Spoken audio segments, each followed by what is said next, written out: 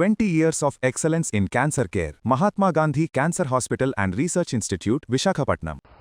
మిత్రులారా, యుద్ధం కారణంగా డీజిల్ పెట్రోల్ పైన వచ్చిన సంక్షోభం కూడా చాలా పెద్దదే. మన దేశంలో చమురు బావులు పెద్దగా లేవు. ఈ సంక్షోభం పెరిగినప్పుడు ముడి చమురు ధరలు ఒక బ్యారెల్ $70 నుండి $120 వరకు చేరుకున్నాయి. దిగుమతి మార్గాలు కూడా మూసుకుపోయాయి. ప్రపంచంలోని ఎన్నో దేశాలలో డీజిల్ పెట్రోల్ ధరలు 40 నుండి 50% వరకు పెరిగిపోయాయి. ఎన్నో దేశాల్లో అయితే డీజిల్ పెట్రోల్ కోటా పద్ధతిలో ఇవ్వడం మొదలైంది. కానీ మన దేశంలో ఒక్కరోజు కూడా అలాంటి పరిస్థితులు రాలేదు. పుకార్లు ఎన్నో పుట్టించారు, జనాన్ని భయపెట్టారు, రెచ్చగొట్టారు, రాజకీయ క్రీడలు ఆడారు. కానీ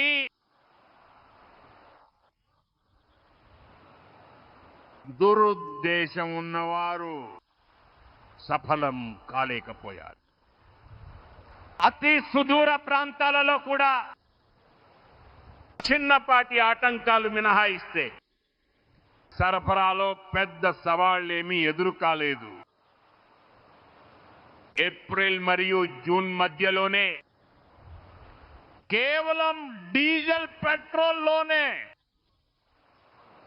సంస్థలు మొత్తం 75,000 కోట్ల రూపాయల కంటే ఎక్కువ నష్టాన్ని చవిచూశాయి.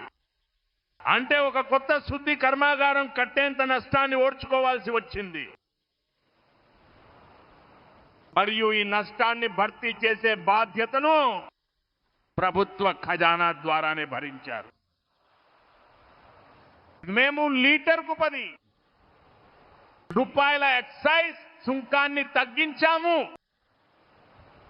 దీనివల్ల ప్రజలపై ఎక్కువ భారం పడకుండా చూశాము. స్నేహితులారా, ఈ యుద్ధ సమయంలోనే భారతదేశానికి ఇతర దేశాలతో ఉన్న ఆ స్నేహం కూడా చాలా బాగా ఉపయోగపడింది. ఈ సంక్షోభం మొదలైనప్పుడు దానికంటే ముందు భారత్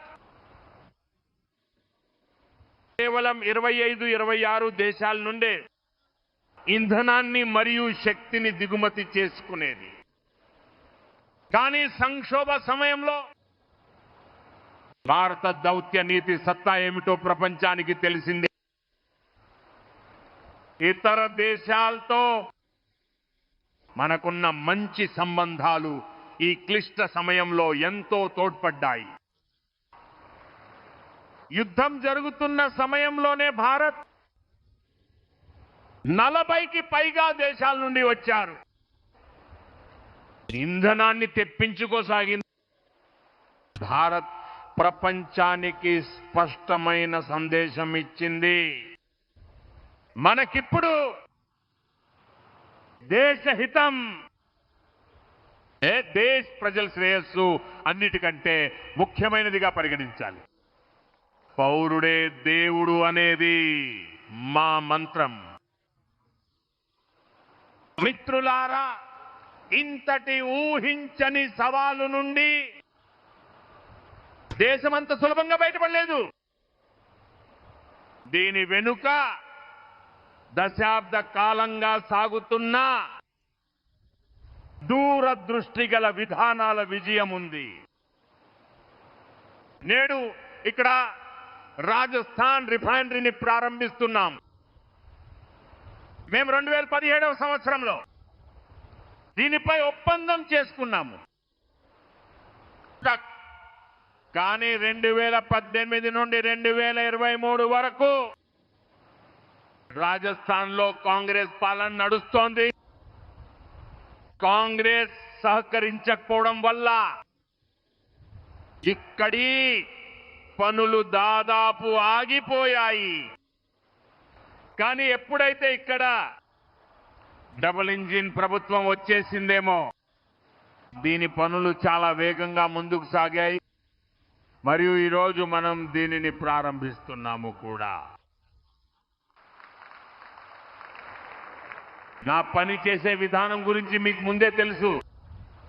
దేనికైతే మనం పునాది రాయి వేస్తామో దానిని మనమే స్వయంగా ప్రారంభిస్తాము.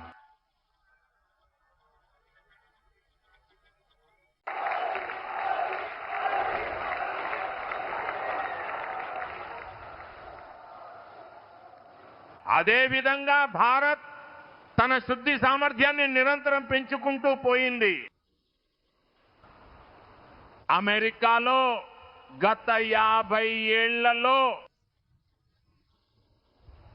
ఒక్క కొత్త శుద్ధి కర్మాగారం కూడా రాలేదు.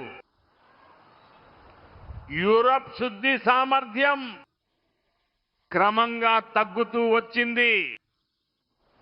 కానీ భారత్ నేడు ప్రపంచంలోనే 4వ అతిపెద్ద శుద్ధి సామర్థ్యం గల దేశంగా ఎదిగింది.